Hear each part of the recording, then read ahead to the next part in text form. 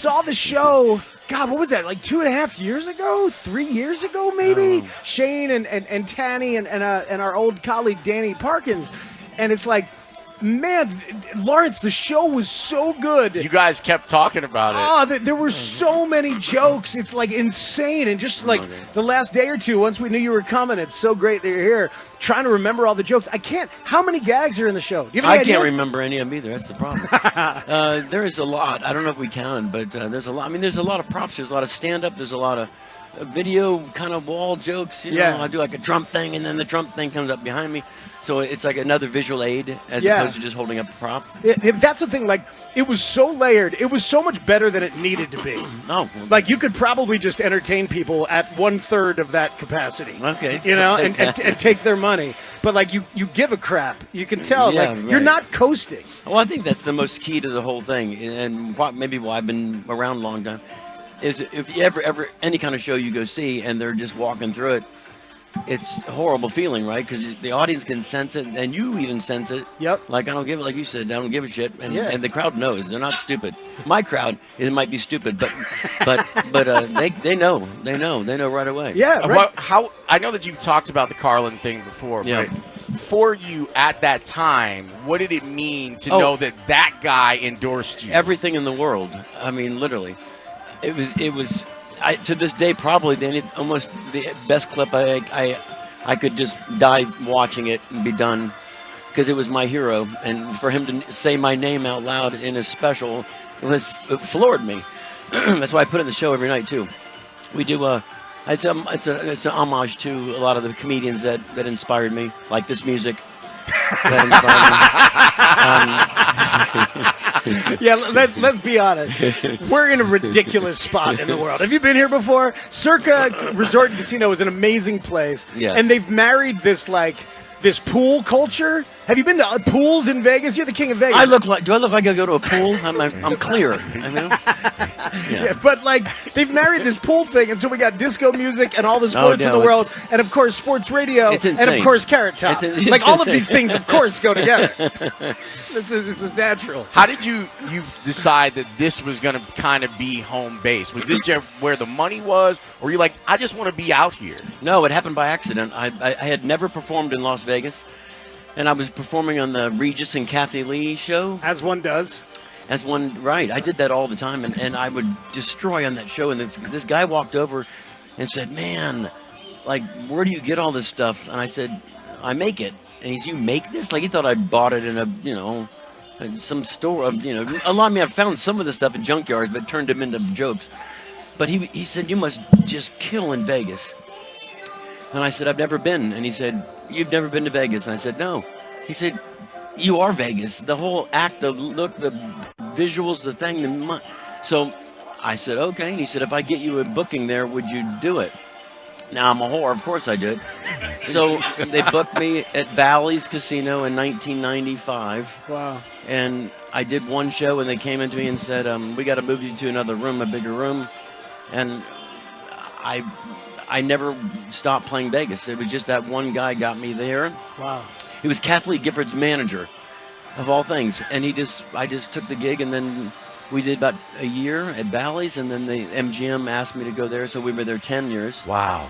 And now we've been at Luxor 19 years, almost 30 years in Vegas. So, so none of this was here. Well, some of this old downtown was here. Yeah. Right. That guy over there, he was there. He was there.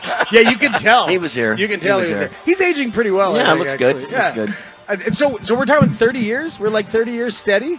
In Vegas, 40 years in comedy. Yeah. But 30 years steady in Vegas. I mean, who else has done 30 years straight at this point? I don't think any. I mean, we have that question about the longest running. My crew says mine's the longest running, but it's like Penn and Teller, Copperfield, maybe. But they're magic. See, so yeah. And Penn and Teller doesn't talk, so he doesn't count. So that's like half the time. Yeah, because he doesn't. So it's Penn, maybe. Penn, not Teller. Yeah. Teller was a Latin teacher at my high school. Was he really? Yeah. That's great. Yeah, he was a Latin teacher. I didn't know that. Yeah. I thought he was a mime teacher. No. Yeah, no, and he was apparently really funny. He was a little before me, but like was apparently really funny. Awesome. But I've never heard his voice. I mean, it's a pretty remarkable thing. I but have heard his voice. So who are the kings of Vegas entertainment? Because like to me, like Carrot Top is like you're talking about 30 years, man, and it was packed the night we were there. And it's so who do you consider like a colleague in terms of a Vegas comic? Well, there's not a lot of comics. It's a guy who's come through. The guy with the puppets? Is he Jeff Dunham? Oh, Jeff Dunham. Yeah, but he comes in and out. He doesn't stay. Okay. So as far as just a permanent resident, there's not a comic. Were you ever hesitant about the Yes. permanent residency? Absolutely. Why?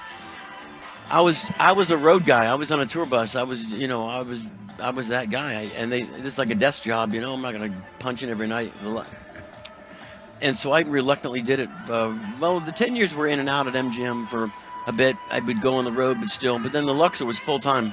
Yeah. And so I said no at first, and then they came back and said, "You want to rethink this?" And I said, "No, I don't want the gig."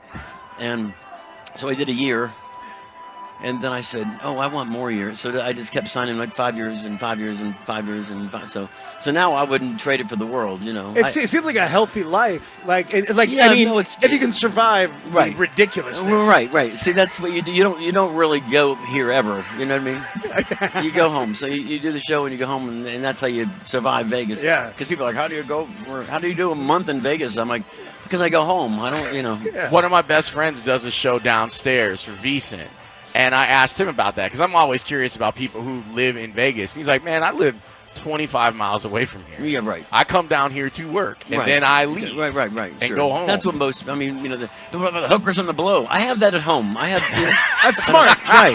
It's more controllable Right, that way. right. In terms of quality and access. Right. It's a lot easier. Yeah, You have yeah. your own stash, your own thing. Do you guys need any? Do you and Jeff, your manager, do you need any hookers and blow? No, we're good. Okay. We are overlit. We are way good. All right, good. I mean, look at us. People can on Hey. Twitch right now. It's amazing. We're trying to remember like what sports gags are in the Yeah. show, because like the volume of gags and the trunks and everything that's there. There was a Packers helmet Yes. with tissues, but I don't remember the context. Well, the joke was, I think it was right. Your buddy here just said, I think it was when right after Aaron Rodgers had left Green Bay. Yeah. So I had a helmet. It was like, ooh, they lost their leader. But the best part about that helmet, this is great. It kills everyone. Now it's a Chiefs helmet because Yeah. So I'm not making this up. So every year it was the Buffalo Bills lost Yep. four Super Bowls in a row. Yes, sir. That's when the prop originated. So I did it on Jay Leno and whatever, and it killed. I mean, it was like the Buffalo Bills. Oh my God, right? And then I was walking through an airport, and it was in Philadelphia, and this big, huge black guy walked up to me and said, "I play for the Buffalo Bills," and I was like, "Oh, awesome!" And then I realized, oh, yeah. He's angry at I your thought he neck. was just happy. I said, "Great, nice to meet you." Like he wanted to meet me, and then I thought, "Oh crap!" He goes, "You think that's funny?" I said, "No, well, it is, but it's not." I mean, I had a few things, but that's been around for that long. So it's like we call it the prop that keeps on giving. So it will be every week during football season. It'll be something different. Yeah. So it keeps, and then we made it a basketball one. We've made it a baseball, a hockey helmet. So it's like the gift, the prop that keeps on giving. So it's you got living bits. You got Yeah. living bits that That's change. definitely has been around for a long time. What other sports? We have ones? every helmet. They're all backstage painted. So you just grab a Green Bay, yeah. What everyone fits. Yeah. What other sports gags are on the show now? Well, there's one that one of my favorite ones. Speaking of sports, was Mike Tyson. So when he got into that fight, when he bit the guy's ear, right, it was a big deal. Of course, I have to have a prop, so I made a boxing gear, the red boxing thing that goes over your head with like ears on it, big ears, and it was on it was on everything. It was on the cover of USA Today, ESPN. Because it was so visually funny, and I said I made this for Tyson's opponents to wear, so they'll have something to chew on, right? and we're Tyson to chew on, and so I don't know, I do it, it kills, and all of a sudden I'm at a sporting event or some event, Yeah. and I'm sitting next to, God bless him, he's no longer here with us, Dennis Hopper, and I'm like, I'm just like, wow, Dennis Hopper. And he's like, Carrot Top, and he's like, I'm like, Dennis Hopper knows me, and he's like, knows my act. He goes, hey, you know that Tyson thing? And I said, yeah. He goes, God damn, that is so funny. I said, yeah, I got a lot of miles out of that. And he looks, I swear to God, he looks up and he goes, oh, you know Mike, right? Oh, and I said, no. No. And I look up and Mike Tyson is walking over to give him a hug. And he hugs him and he goes, how you doing? And he says, this is literally, he's hugging him. His eyes are looking at me behind Dennis Hopper's head. So he's hugging Dennis, but I'm looking right at Mike Tyson. And he just stops. He's like, hey, you're the one that did the helmet with. And I said, he's trying to get, like, he said, you think that's funny? And I said, no.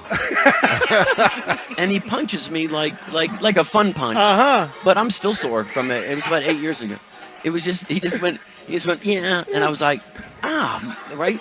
And then he hugged me and said, oh, we're good, kid, we're good. Oh, but it was a scary moment, because people always say, do people get mad when you make props about him? I'm like, he did. Right, so there are a lot the of last stories one about, you want to be mad at you. Yeah, there are a lot of stories with Mike Tyson where the story doesn't end like that. Right. Yeah, Mitch Blood Green did not get a loving tap. There's in a parking lot years a lot ago. of guys who used to date Robin Givens too, like Hey, Brad Pitt, who had to jump out of a hotel room because Mike was coming. Wow. So Dennis Hopper playing defense on Mike Tyson. He was too. He's like, hey, he's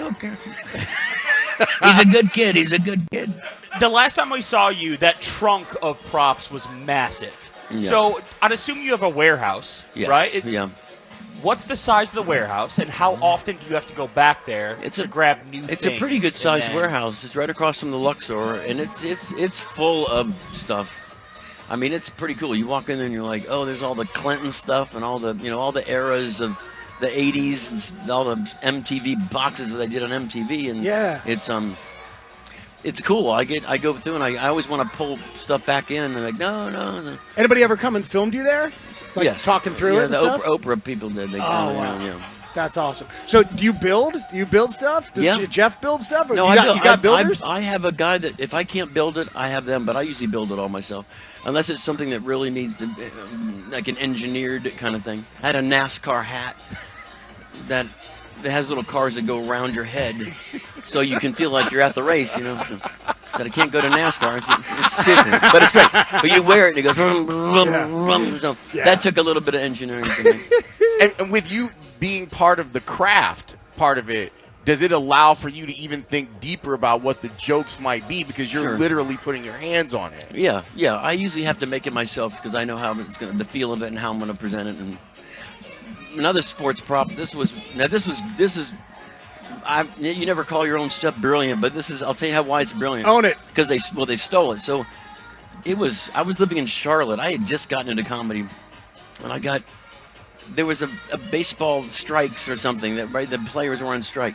And I'm in my garage, right, with a baseball bat, and I'm like, I got to think of something funny about this strike. So I took a baseball bat and I just put a piece of wood and a screw, right? A piece of wood about that big and a screw, and it would pop, right? When you like that, you'd swing it but pop it. And I said, this is a bat for baseball players, so that at least it sounds like they're getting fucking hits, because no one was hitting.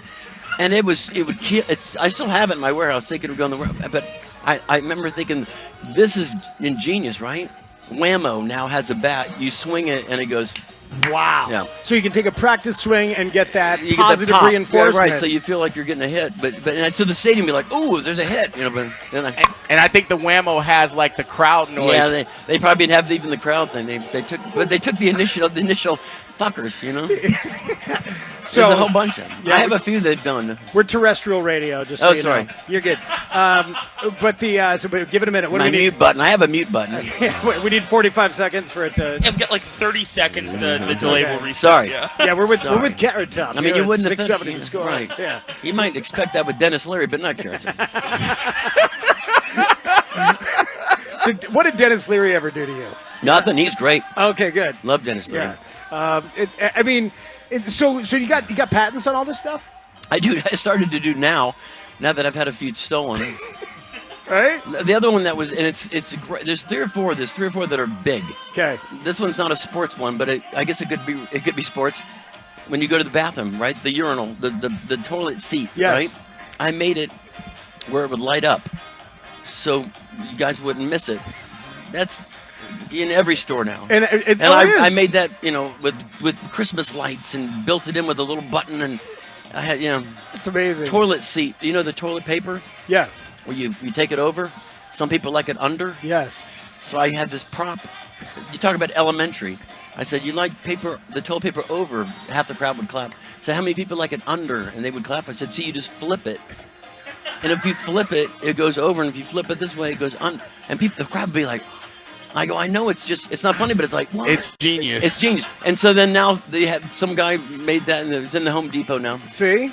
Was there ever a point, because you got so much grief about what you were doing and your creativity, that you thought, all right, maybe I need to just let the props go and I'll just go out there and be funny on my own? Well, no, because I never, that was the show. That was what it was. I was proud of the props, and I used to find it funny that they would give me grief for doing them. I mean, I say we. It's not my audience. It's not the people. It's not America. It's not the American people. It's comics that were giving me crap, right? Mm-hmm.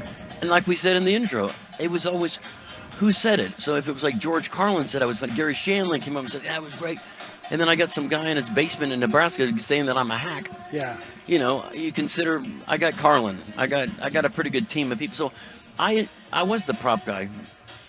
I like doing the props, and so I never once tried to change that and just stand up. Now I wanted to do this on the Tonight Show one time. I told Jay, I said, Jay, I want to do a whole set without props. I want to wheel it out though, and have it there, but I'm not going to open it. I'm just going to do stand up. And he was like, "But that's crazy." And I'm going, so they're not going to your carrot. So I said no, and he was all for it, but the people were just terrified. Like, what if it? I said, all right, if it starts to eat it, I'll go into the box. But they never let me do it. Good self-edit right there, by the way. But now my show is probably, I would say, 65% stand-up. Was there anyone in the community that had maybe dogged you out that came back and was like, you know what, man? I had it completely wrong. I feel like that's happened a lot. Hundreds. I feel like if there was a wave of like Carrot Top disdain, it has shifted. I feel like a lot of that changed after the Mark Maron interview. I was just going to say that. Okay, yeah. So what was no, that literally, like? That was exactly. That was like 10, 15 years ago. He made the whole deal about he was one of the guys that was kind of like on WTF. Yeah, and he had a volatile Gallagher interview, like the same year or the year before or something. Exactly right. When it became obvious that Gallagher was troubled and angry and resentful and problematic, and like it became clear that you were a good human. You know what I mean? Right. And that mattered, I think, to people. It did. And that's exactly what how it came on the Mark Maron across on that show. And people were coming out of the woodwork after that, saying like, "Man, I love that." Then with Joe Rogan, that got in a whole another audience that was like, you're right.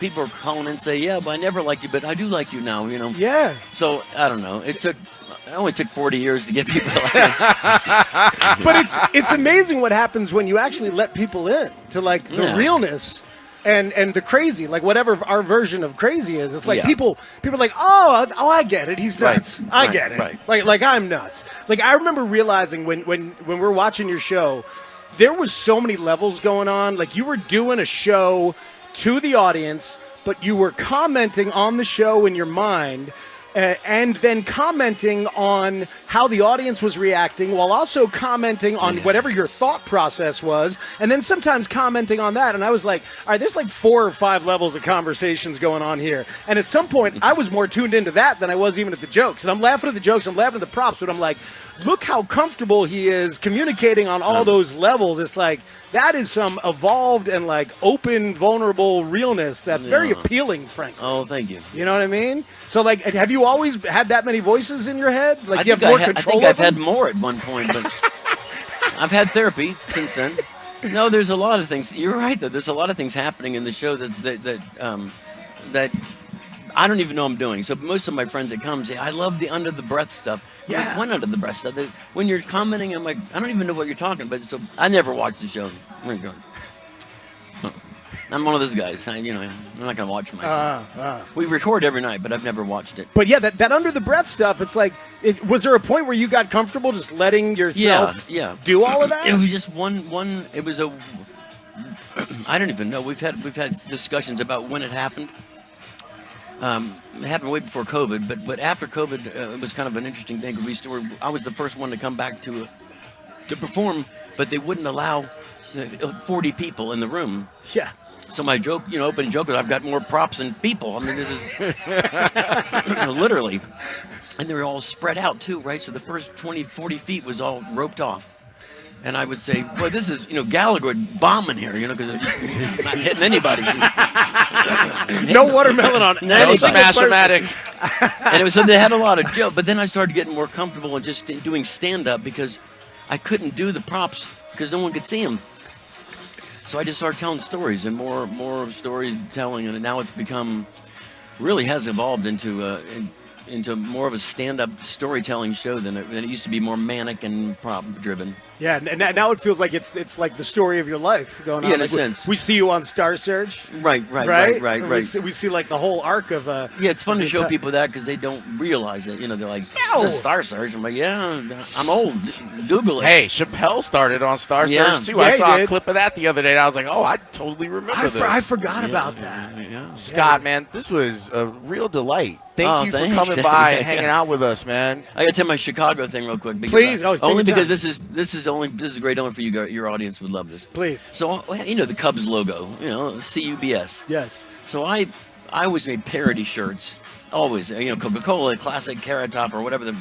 So we were playing Chicago, and I said, "Ooh, I know what I'm going to do. I'm going to make a Carrot Top Cub shirt." So it says CTOP, right? It fits perfect. It looks like a Cub shirt. I mean, literally. Oh, I want one. Did you make one? Yeah, we made tons of them, but it's funny. So I'm walking around, somewhere in Chicago one day with that shirt because I thought, I'm wearing my clever Carrot Top Cub shirt, and this guy's like, "Cubs suck," and I said, "No, it's a Carrot Top shirt," and he goes, "Carrot Top sucks too."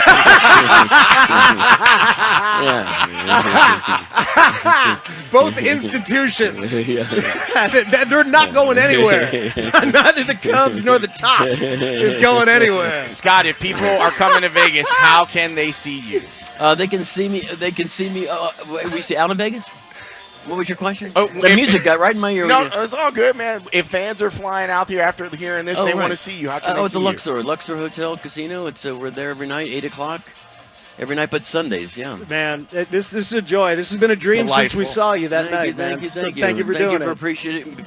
For coming to the show too, and thanks for having me on your show. Absolutely. Appreciate Absolutely. What a pleasure, man. The That's Carrot Top. amazing Carrot Top. Hell yeah. Thank you, everybody. Hell yeah. Thank you. That's the way you start a Vegas show. Yes, that's That's an it right excellent there. way to start things off. We need to take a timeout. We will reset. We hope that you enjoyed it. Looking at all the reactions on Twitch and the text line, it seems like you did, and that's all thanks to Scott. We're going to take a break.